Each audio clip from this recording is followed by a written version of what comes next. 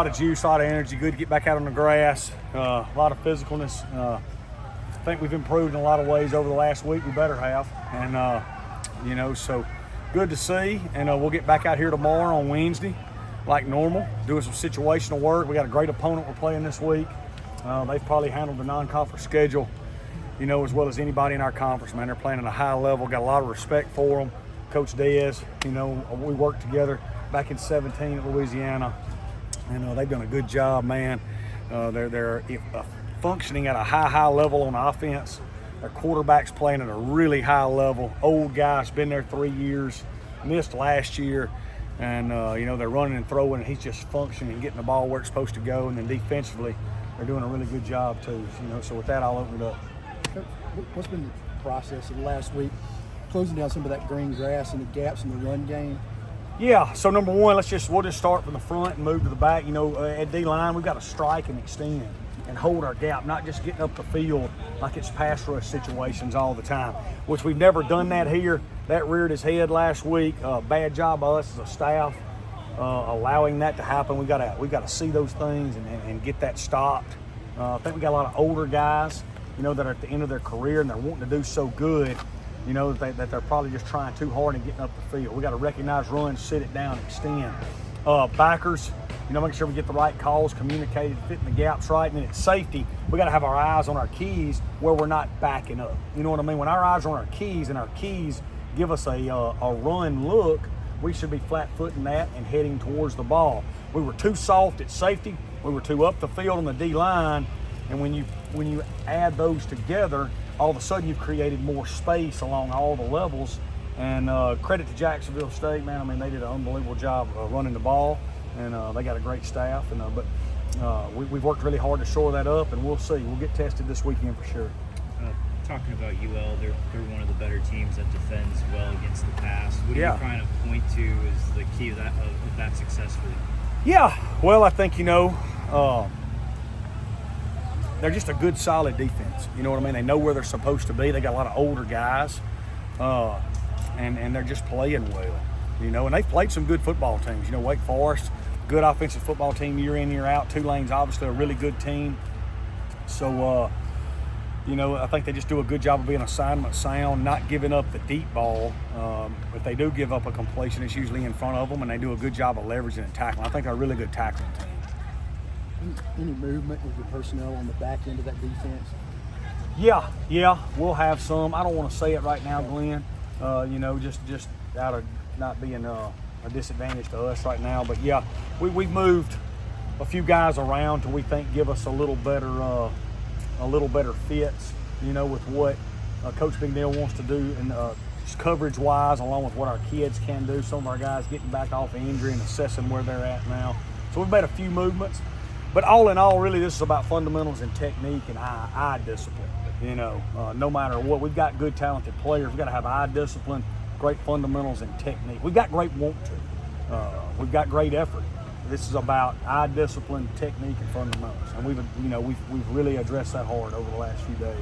I mean, as was mentioned before, I can talk today, guys.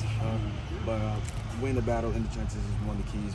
How do you feel like you can slow down or handle UL's offense? Yeah, they're phenomenal. Number one offense in this league in either yards per game or yards per play. They run and throw. Their quarterback's really good.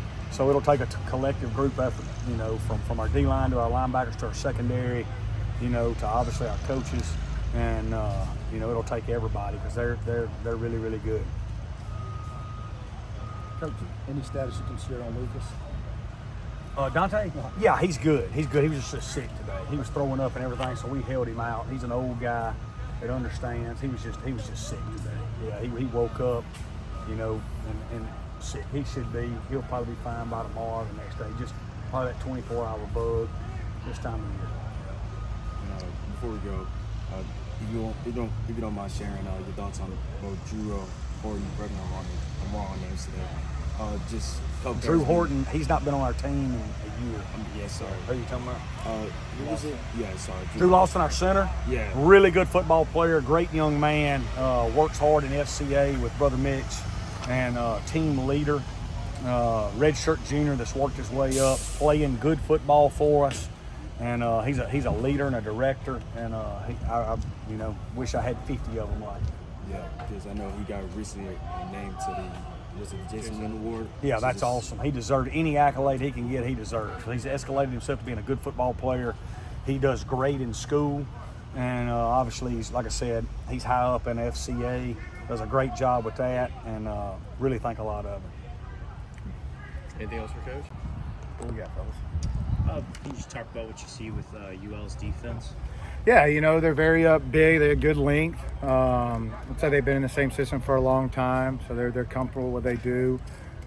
They had some guys who are banged up that are, have missed some games, but I think they're coming back. But, very solid. They, protect from the top down, do a solid job of tackling, and, they're playing well. So they do a good job offsetting their offense, and, it's going to be a good test for our guys.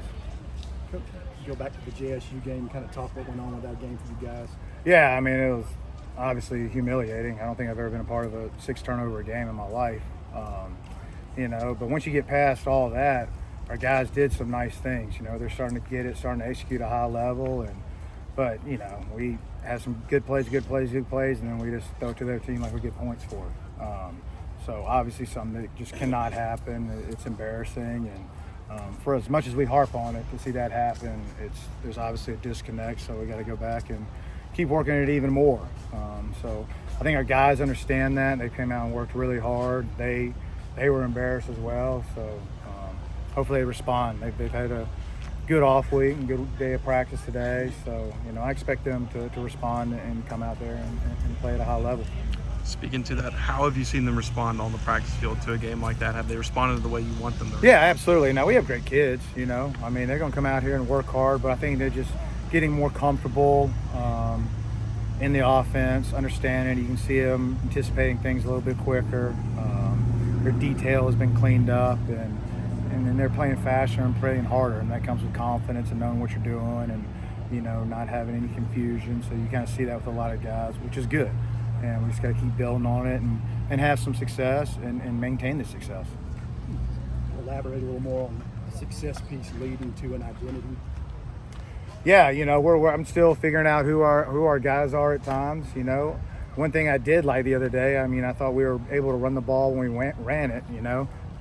Unfortunately, we just got down because we turned the ball over, so we had to be a throwing game and change some things up. But I think our guys are hatting things up a little bit better, finishing blocks, something we still got to keep working on, keep harping on. We had a screen called back. It was just a couple inches past the line of scrimmage. It was a big play. So we got to keep working on that. But you can just kind of see guys are starting to get it. And then obviously we got to get some guys healthy. And then our quarterbacks need to step up and play the way I expect them to play. Speak to a few young guys that going into Game 5 that might be able to help you guys out. Maybe a guy like Keys, or you got Washington back at running back now, and Jesse Olowski. Yeah, Reed played a little bit. Tank Williams got in there and played a lot the other night and did really well. You can kind of see his confidence growing by the day. So really excited about him. And then those guys just keep practicing, and they got to show it to me out there consistently before I'm gonna put them out there. But Reed came in South Florida, had a big catch. He just can't run out of bounds. But he's been out on that field, and he's felt the pressure and came through. So his game should, keep improving and seeing him get a little bit more playing time as the season goes on. Appreciate it, Coach. Yeah, it was good.